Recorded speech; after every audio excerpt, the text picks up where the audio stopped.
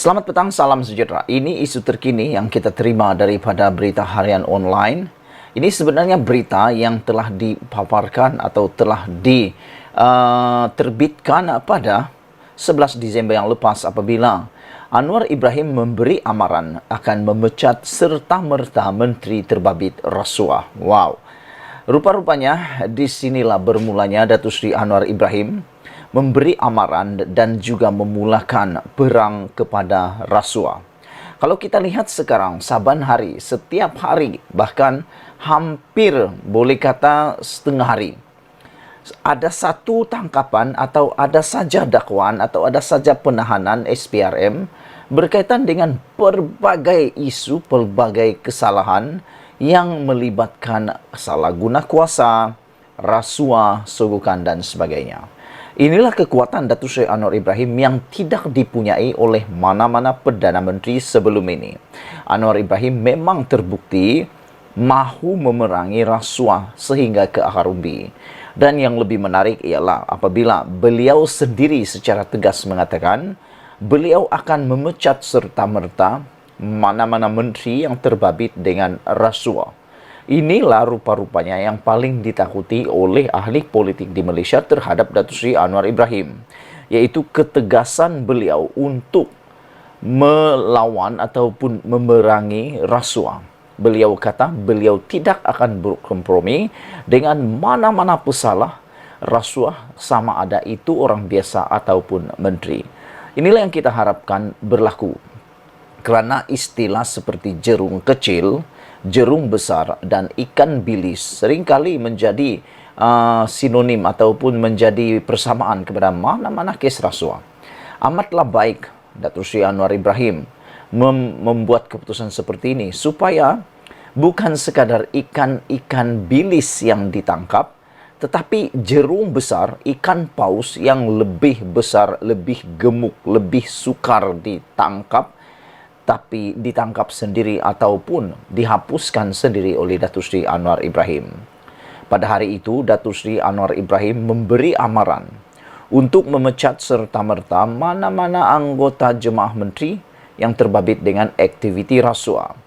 Perdana Menteri berkata beliau tidak akan bertolak ansur dalam soal itu kerana ia berkait dengan pelanggaran tata kelola. Selain itu, beliau juga mengatakan beliau sudah bercakap dengan semua ketua-ketua parti komponen. Kalau ada kes seperti itu, iaitu rasuah, ketika pemerintahan beliau akan minta pecat serta-merta. Wah, ini terbaiklah. Kita harap apa yang Anwar kata ini benar-benar jadi realiti, kebenaran. Saya tidak boleh atau saya tidak akan bertolak ansur dan ini bukan soal politik, ini adalah keyakinan saya, kata Datuk Seri Anwar Ibrahim. Saya telah dihumban ke penjara dan dipukul setengah mati dan sudah lama terseksa dan saya bukan mahu mendabik dada sebab aku menang, kata beliau lagi. Anwar berkata demikian dalam ucap tama program pertemuan Mahaba Perdana Menteri bersama ulama dan asatizah di Seri Perdana di sini hari ini. Yang turut hadir adalah Menteri di Jabatan Perdana Menteri Hal Ehwal Agama, Datuk Dr. Muhammad Naim Mokhtar, Mufti Wilayah Persekutuan, Datuk Dr. Luqman Abdullah, dan Pengerusi Jawatan Kuasa Tetap Agama Selangor, Muhammad Zawawi Ahmad Mughni. Sementara itu, Perdana Menteri menegaskan beliau tidak pernah memberi jaminan kepada sesiapa bahawa mereka akan dilepaskan daripada hukuman sekiranya diputuskan oleh hakim yang bebas dan adil. Anwar berkata, ini kerana kalau beliau mampu berkompromi atau kompromi, beliau sudah menjadi Perdana Menteri bertahun-tahun yang lepas. Wah, ini menarik untuk kita ulas.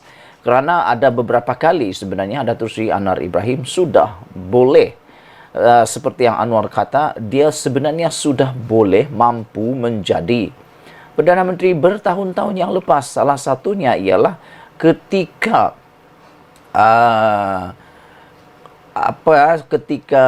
selepas langkah Sheraton berlaku.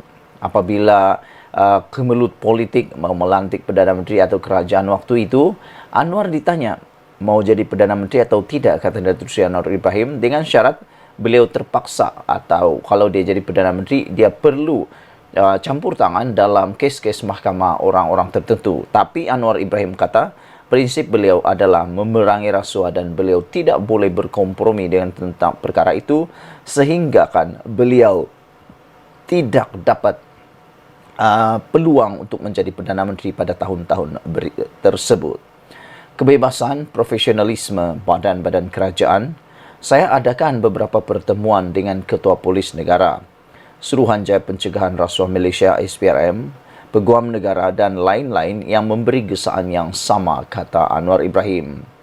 Saya membuktikan bahawa ada orang Melayu, anak Melayu yang gunakan kuasa untuk menjaga dan membela nasib rakyat terbanyak, kata Datuk Seri Anwar Ibrahim.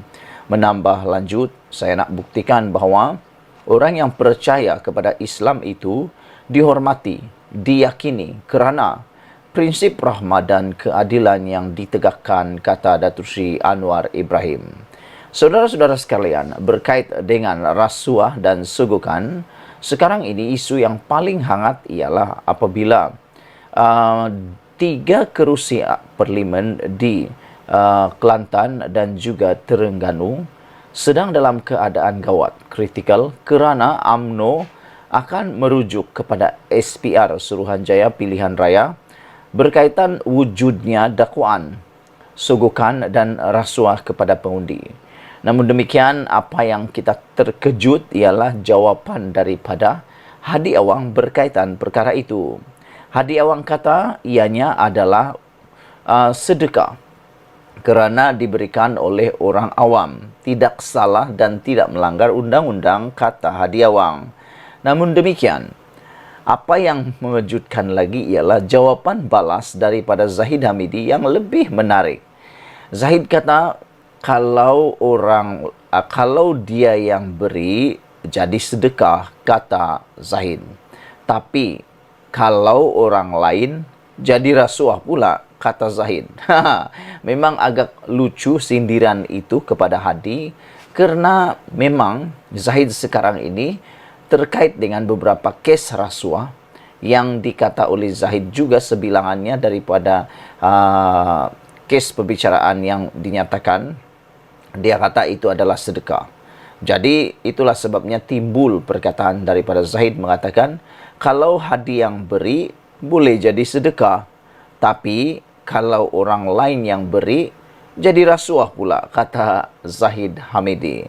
Saudara-saudara sekalian, kita bersyukur kerana Anwar Ibrahim memang benar-benar mahu memerangi, memulakan perang terhadap rasuah. Kita berharap negara kita menjadi bebas rasuah sepanjang 5 tahun ini apabila Anwar Ibrahim menjadi Perdana Menteri. Sekian dulu untuk kali ini. Jangan lupa tinggalkan komen Anda, tekan butang subscribe. Kita jumpa lagi. Bye-bye.